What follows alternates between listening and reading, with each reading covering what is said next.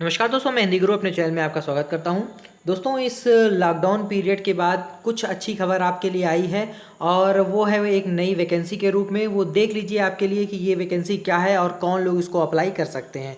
तो देखिए दोस्तों, विद्युत सेवा आयोग यानी उत्तर प्रदेश पावर कॉरपोरेशन के थ्रू इस वैकेंसी को निकाला गया है।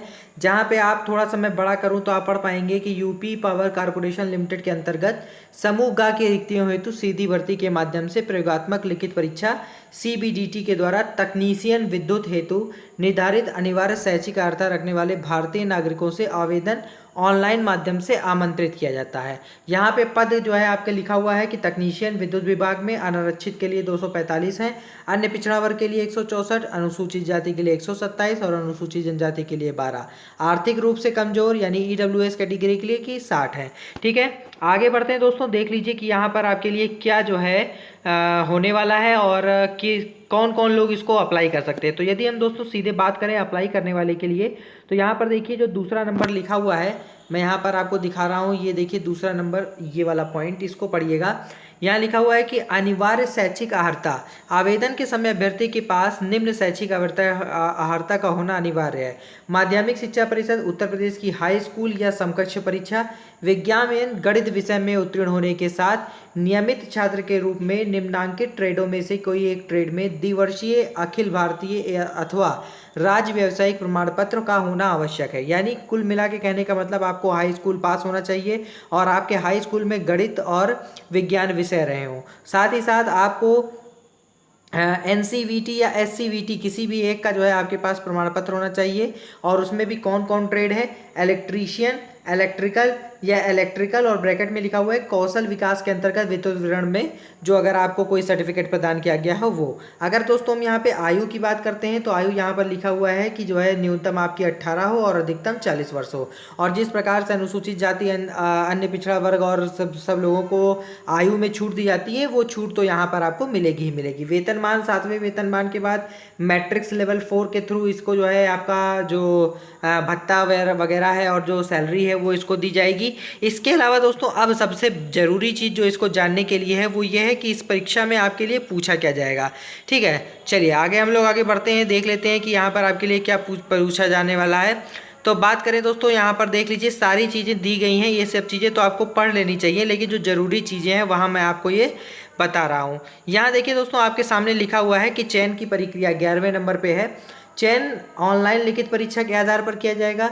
लिखित परीक्षा का प्रश्न पत्र 2 भाग का होगा जिसकी अवधि टोटल मिलाकर के 3 घंटे होगी। प्रथम भाग में क्या ले रहा है कि प्रथम भाग की लिखित परीक्षा में आपको NIE-LIT के लिए CCC स्तर का कंप्यूटर ज्ञान संबंधित वस्तुनिष्ठ प्रकार का प्रश्न पत्र होगा जिसमें 50 प्रश्न होंगे।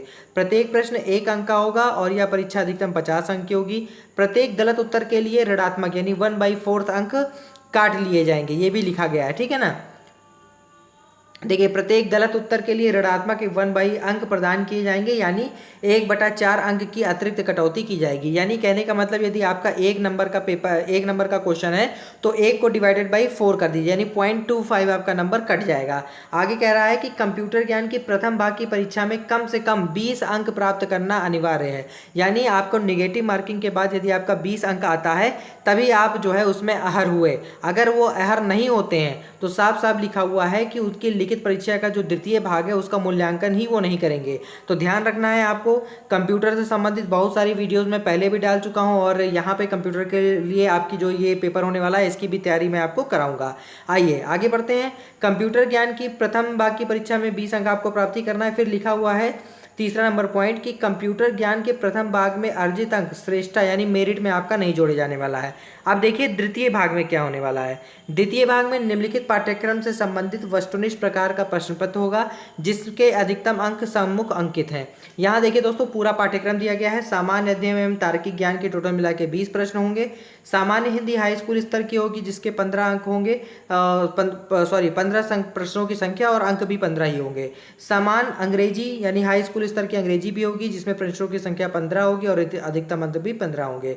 और तकनीकी विषयक ज्ञान ये सबसे ज़्यादा जरूरी है, इसमें आपको 150 प्रश्नों की संख्या होगी और इसके अंक भी 150 होंगे। और कह रहा है कि चयन हेतु द्वितीय भाग की परीक्षा में 33.5% अंक प्राप्त करना अनिवार्य होगा।